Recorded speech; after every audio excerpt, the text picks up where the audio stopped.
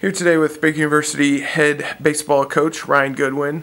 Coach, you just had your home opening series over the weekend, a 2-2 split against William Woods. Recap that weekend series for us, if you don't mind.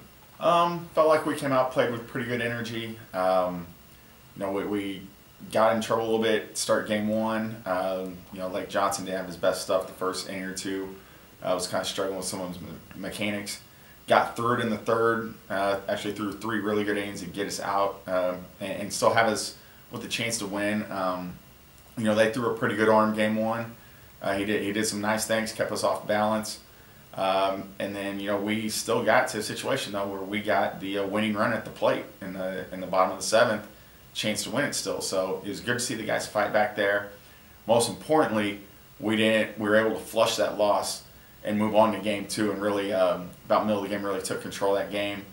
Austin Stenenbach did a great job on the mound starting, and then Kakai Rivero Basel came in through really well, through like he did at the end of last spring to get the save, and it was a great team win. And then to come back on Sunday, Gage Kiesling had to make a surprise start. Jack Mays had some forearm tightness, so just made the decision to shut him down and make sure something bigger didn't happen. Gage threw really well. And then right behind him, Jordan Brown came in again, and he's been great both his outings so far. Really showing some great life on his pitches, so it was real good to see both those guys, who were mainly JV guys for us last year, really step up and calm the waters for us and get us through that game. And then game four, they threw probably one of the better arms we've seen all year so far. Probably ended up being one of the best arms we see. He did a real nice job with this fastball, kind of moving it around, mainly staying away, but more than anything, when he'd throw a slider and he was right with that slider, it was a real tough pitch for us to handle. But we still offensively did some nice things against him. And once again, we had the tying run at third, winning run at second, bottom of the seventh, had a chance to win it. So the fact we're in all four games, never got blown out, had two games I feel like we handled pretty well. There's a lot of good things to take out the weekend. Yeah, one of those, you mentioned it a little bit, was your bullpen. Kakai had a nice outing, Bennett White as well, Jordan Brown. Would you say that's one of your bright spots from the weekend, was the way that bullpen pitched? No doubt about it. And we knew going in to this season, our pitching staff has a lot of depth. We don't typically have, we don't have that one guy that is going to be a 90-plus mile per hour arm that just wows you. What we have is 10, 11, 12 guys that just have great pitch ability and go out there and compete. Doesn't matter who's up. Each one of them has a different look. And, the unfortunate situation this week with Jack and his elbow, and then Dylan Valeros got a concussion the day before our first game. We had to have some guys step up, and they all did, to their credit. So it's really a positive to see the pitching coming around, know that we got multiple guys that we can go to, that we don't have to rely on one, two guys, and then just wish and hope. We know everybody that we send out to the mound is going to be competitive for us. How about your lineup? Is this where do you feel that is? Are you still in a place where you kind of need to shake it around to get comfortable with it? Where do you feel your lineup is? Well, we really have about 12, 13 guys up to this point that have commanded the right to play some on varsity, and so we're going to keep tinkering with the lineup all the way through our Park Series, which is the first weekend of March, to try and get guys to settle in the roles. We have some guys, a pleasant surprise all year has been Damon Nolan. He hadn't played basically in 3 years. Football eligibility was up, wants to come out, and I really thought all we were going to have was a courtesy runner, and he's picked the game back up in 3 to 4 weeks, way quicker than I would ever imagined.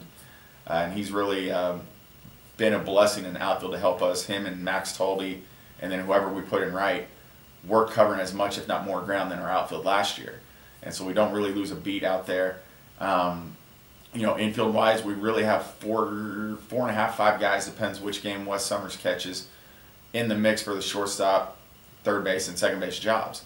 And so a lot of that's going to play out. Also, how big of a role Kenny Delaquilla continues to have on the mound will also help shake out those infield roles. So it's really a team that's built on our depth and quality guys. We're not built on just run the same 9 out every game. We got a lot of pieces to mix and match based off a right-handed, left-handed pitcher. So we got a lot of good lineup flexibility with that. But the biggest thing is making sure our guys understand we got to win as a team. We don't really have a lot of guys that, hey, this one guy is going to carry us offensively. It takes us as a team really buying in a lot of different stuff that we're doing to really manufacture runs. And when we do that, we can be a pretty good offensive team. And this weekend you'll head down south again to Louisiana Shreveport, take on a ranked William Carey team, and then you're very familiar with the LSU Shreveport program and their coaching staff. What do you anticipate from the opponents this weekend? William Carey, I know, is going to be really good. The year I was down at Jackson State as assistant coach, I got to know the schools in Mississippi a little bit, and William Carey's got a great reputation. They turn out a lot of good players.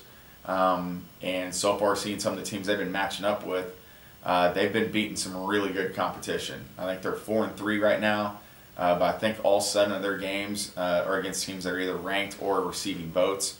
So they're going to be a tough test, game 1. LSU Shreveport, their previous head coach left and the assistant got the job, and so I've known Coach Ladale since my time at Wiley, and he's a great guy. He gets in great talent. That program is really a plug-and-play type team where every year they're going to have talent, and they got talent waiting in the wings, so we'll recruit more in. They're very aggressive, typically swinging the bats. They usually have some really good arms. So this will really be a great weekend for us to test us of what it'd be like to play against the top teams in the HAC, because that competition is what we're going to be facing. Well, Coach, we appreciate your time. Good luck on the road this weekend. We'll talk to you in the near future. Thanks, appreciate it. And thanks once again, actually, to all the fans on Saturday that came out. We had a great crowd for the home opener, great weather.